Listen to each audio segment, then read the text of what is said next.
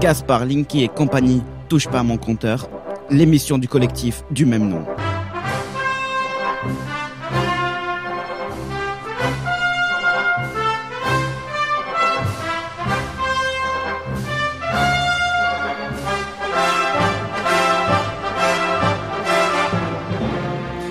Salut à toutes et à tous, bienvenue dans l'émission Touche pas mon compteur avec Maude Bigan. Bonjour Maude. Et bonjour Florian.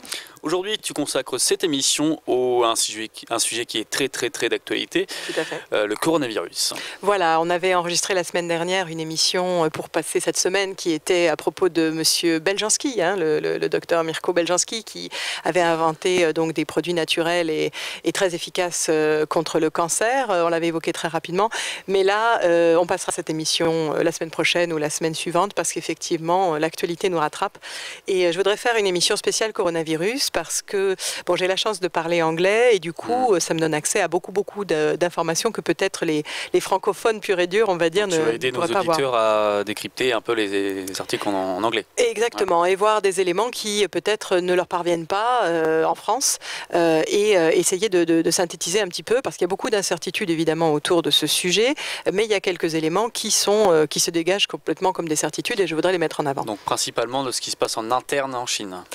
Oui, c'est-à-dire qu'en fait, bon, il y a un élément qui est très clair et qui, pour une fois, commence à être évoqué dans la presse française. Donc, par exemple, dans le Canard de cette semaine, donc du 12 février, vous avez un article en première page qui s'intitule « Ennui de Chine ».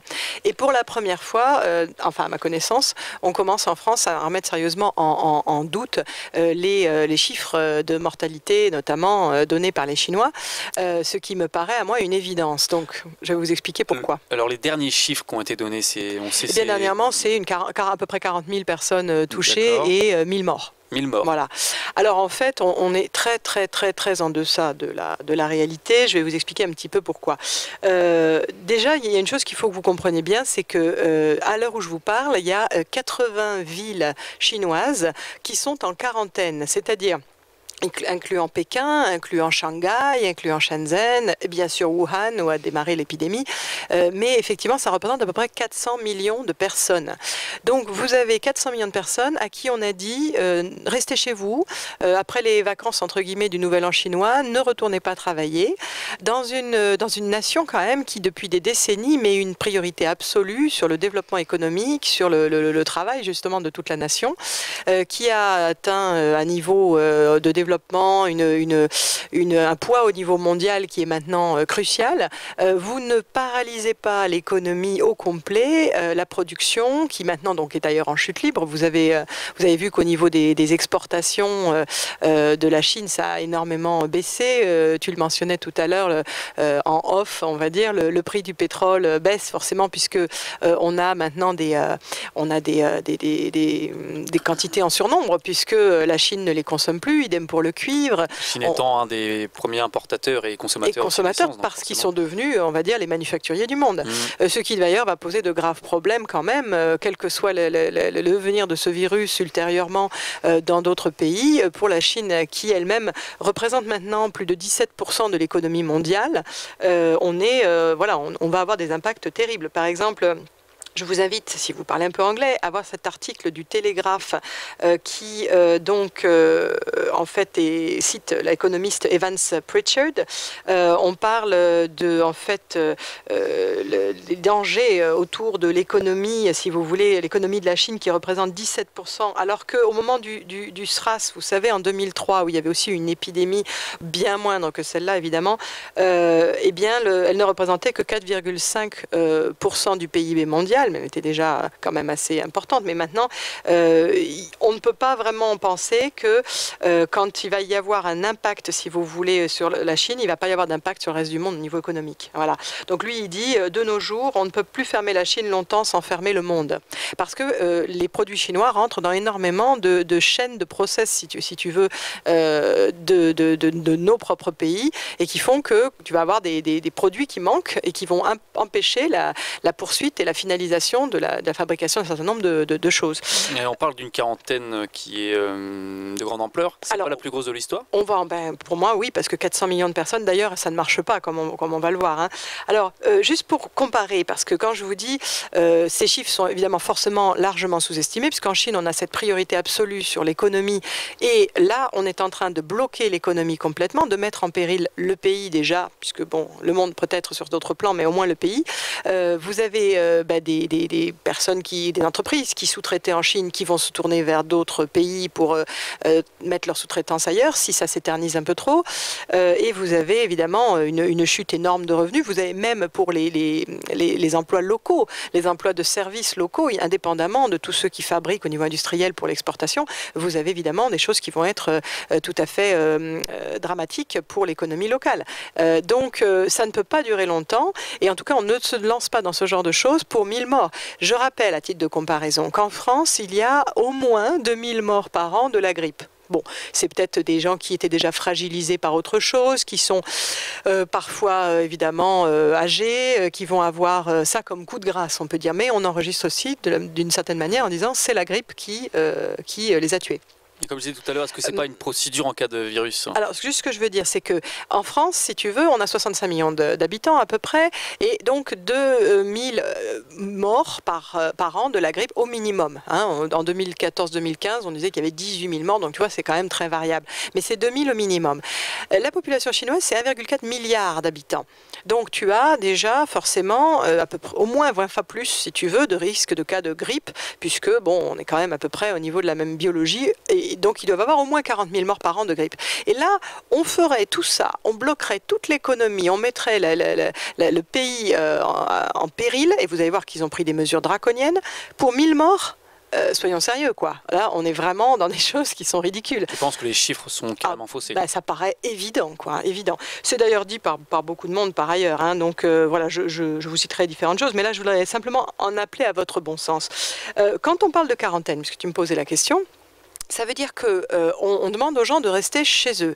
On demande, voire on force. Il y a même certaines villes ou certains quartiers où il y a si tu veux, les portes d'entrée des immeubles ou des maisons où les gens étaient infectés qui étaient murées, qui étaient soudés, avec on a des vidéos qui le montrent. Alors, il y a une censure terrible, vous le savez, hein, pour empêcher, et c'est d'ailleurs un peu louche aussi, hein, pour empêcher que les éléments sur la situation ne filtrent jusqu'à nous. Rappelons aussi que la Chine a refusé la venue de l'OMS pour une aide quelconque. On dirait qu'ils veulent effectivement surtout cacher ce qui se passe. Alors, ça filtre quand même, je disais, il y a des gens qui montrent des personnes qui essayent de passer des blocus, des barrages dans les rues, si tu veux. Il y a des villes où tu as des familles qui vont être autorisées à laisser sortir une personne tous les 2 jours pour aller faire des courses de nourriture, sachant que, bien évidemment, malheureusement, il n'y a plus grand-chose à manger dans ces villes claquemurées, parce que, à cause des blocus routiers ou autres, et puis de la peur peut-être, et puis aussi des victimes, eh bien, tu as beaucoup de magasins qui ne sont plus du tout approvisionnés.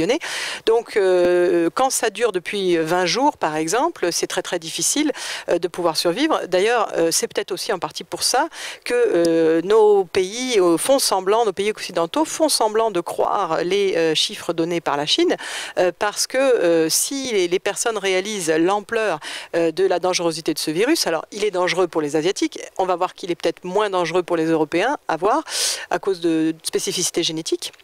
En tout cas, si les gens se mettent à craindre ici la même chose que ce qui se passe là-bas, ils vont peut-être réaliser qu'ils n'ont pas du tout pour 20 jours ou 1 mois de nourriture dans leur placard, et tu vas avoir des paniques dans les magasins, tu vas avoir des gens qui vont prendre de l'essence. Tu veux dire, oui, France, bien sûr, en France pays, ou n'importe qui. Si tu commences à dire, regardez l'ampleur réelle de la dangerosité de ce virus, je répète là, en Asie, si les gens se disent ça peut être la même chose pour nous, alors ils vont se précipiter pour acheter des tas de de choses. Ils vont se précipiter pour faire le plein d'essence. Si on sait qu'il commence tout juste à se propager, que ça devienne incontrôlable aussi. Oui, mais en fait, là-bas, le souci, c'est qu'effectivement, on a vu qu'ils ont quand même pris, c'est un régime autoritaire, la Chine, ils ont pris des mesures absolument draconiennes et qui n'ont pas marché. Donc, si les gens se disent ça va être la même chose, ils vont se précipiter pour aller retirer du liquide parce que ils se disent on est à la veille d'un crash financier parce que la Chine, elle risque pas de se débarrasser de son coronavirus si vite. Donc, si elle ne force pas ses employés à retourner au travail malgré les risques, eh bien, elle continue à bloquer son économie et donc on va avoir un gros problème au niveau mondial. Ce qui est possible, hein, bien sûr. Vous avez aussi possiblement une stratégie inverse du président Xi Jinping qui va peut-être dire qu'effectivement, bon, bah, écoutez, tant pis, on en reparlera juste après, mais on estime à environ 15% de mortalité ce virus. Alors, c'est au-delà des chiffres, évidemment, qui sont officiels, mais il y a plusieurs points concordants qui le montrent, comme je vais vous le montrer.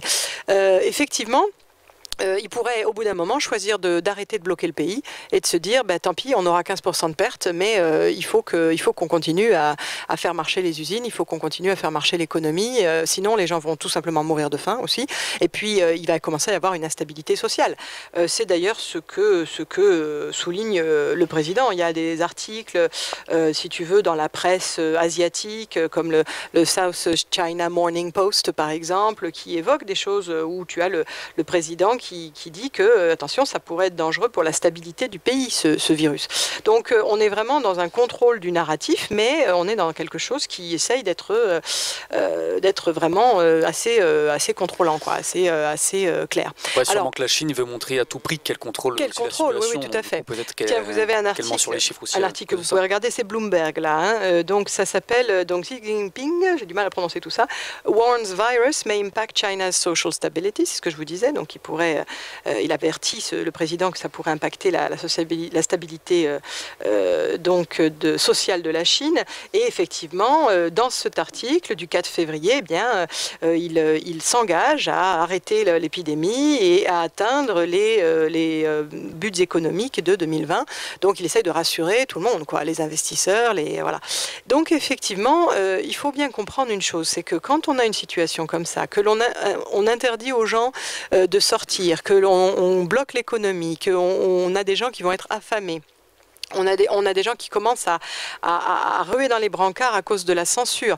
Rappelons cet ophtalmologiste, vous savez, qui vient de mourir, il a été mentionné dans la presse française aussi, Li Wenliang, donc, qui avait été arrêté en décembre parce qu'il avait averti un peu déjà à l'époque ses proches et collègues des risques du virus et qu'il avait été arrêté par les pouvoirs chinois pour avoir répandu de fausses rumeurs. Donc on n'était pas du tout dans cette procédure. Tu me disais, est-ce que c'est toujours la procédure, on met en quarantaine quand on a un virus? Non. Dans la première instance, tu vois bien que c'est le déni de la dangerosité.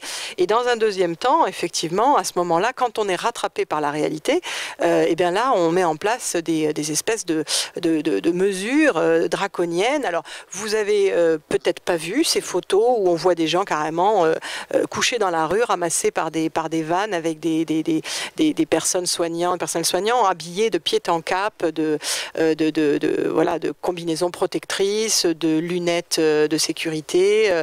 Peut-être en avez-vous vu certaines photos. En tout cas, vous voyez quand on les amène à l'hôpital ou quand on les amène dans des nouveaux hôpitaux qu'ils ont construits, là, qui sont assez étranges. Ils ont des barreaux aux fenêtres et ils ont des portes qui s'ouvrent que de l'extérieur. Hôpitaux construits en quelques jours. Hein. En quelques jours, ça ressemble à des Algeco prisons, quoi. C'est un petit peu spécial. Enfin, disons, quand on voit qu'on va venir chercher les gens chez eux pour les mettre dans ces environnements-là, pour certaines villes. Pour d'autres, au contraire, on empêche les gens de sortir de chez eux, y compris en éventuellement mettant une porte soudée enfin une sorte de barrière, si tu veux, soudée devant les portes. Quand tu vois des gens qui témoignent parce qu'ils ils vont voir les hôpitaux, ils montrent la manière dont c'est absolument surpeuplé, donc l'ensemble des victimes, comme ce journaliste, vous savez, c'est un citoyen journaliste qui s'appelle Shen Qiushi, Et lui, il a disparu après avoir fait passer quelques vidéos, si tu veux, de tout ça, de ce qui se passe en contournant la censure des réseaux sociaux chinois. Il a même, cette personne-là a été mentionnée à l'ambassadeur américain, l'ambassadeur chinois en Amérique, pardon, qui a été interviewé très récemment sur ce sujet-là et sur d'autres. Effectivement, voilà, on voit que la Chine est très active pour essayer de contrôler le narratif. Donc, vraiment clairement, on a des chiffres sous-estimés. On a une situation dramatique pour une très grande majorité des Chinois. Et le ratio réel de mortalité pourrait être bien plus élevé que ce qui est donné. D'ailleurs, ce qui est très très bizarre, c'est que si vous regardez les chiffres officiels qui sont donnés jour par jour des autorités chinoises entre le nombre de personnes, si tu veux, qu'on a diagnostiquées comme ayant le virus et le nombre de personnes qui en sont mortes, tu as constamment le ratio de 2,1. Tous les jours, c'est 2,1, 2,1, 2,1. Donc, on est vraiment dans un maquillage mathématique de la chose. Alors, le ratio de mortalité serait plutôt de 15%. Comment on le sait? Pour le moment, il y a 3 éléments qui convergent.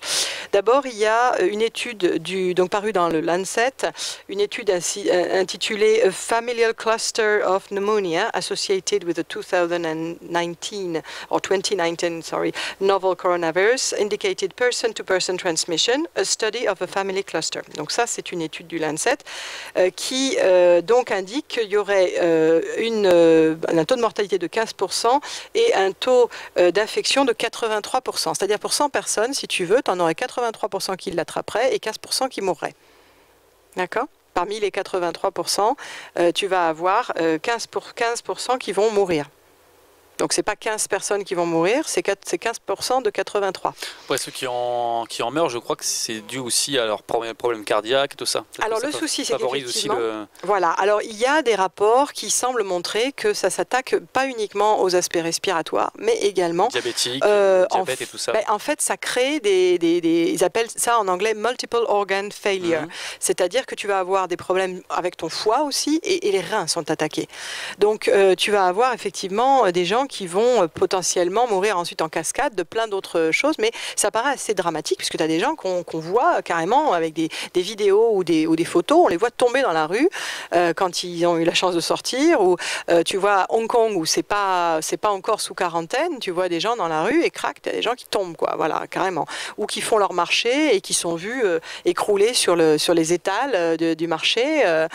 Donc vraiment, ça a l'air vraiment assez dramatique. Alors cette étude du Lancet, elle a un petit nombre de cas, donc elle est effectivement emblématique, mais pas très représentative d'un point de vue statistique.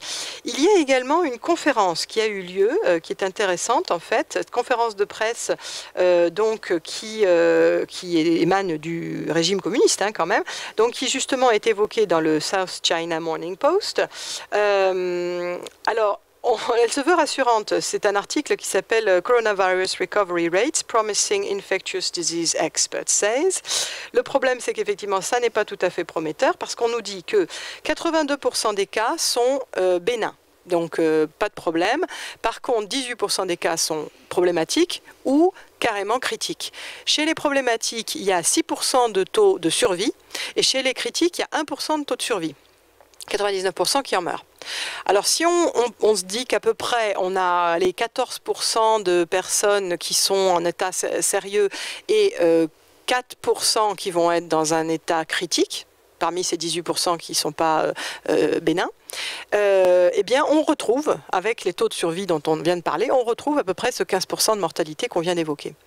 Et puis, il semble qu'il y ait aussi des personnes, peut-être, allez savoir, qui cherchent à faire passer des informations sur ces chiffres au-delà de la censure, parce que vous avez des articles, comme cet article de Zero Hedge, Did China Tencent accidentally leak true terrifying coronavirus statistics? Donc l'idée là, c'est qu'effectivement, vous avez une sorte de site internet où vous avez, en temps réel, théoriquement, les évolutions de nombre de cas, des personnes qui auraient survécu, des personnes qui seraient mortes.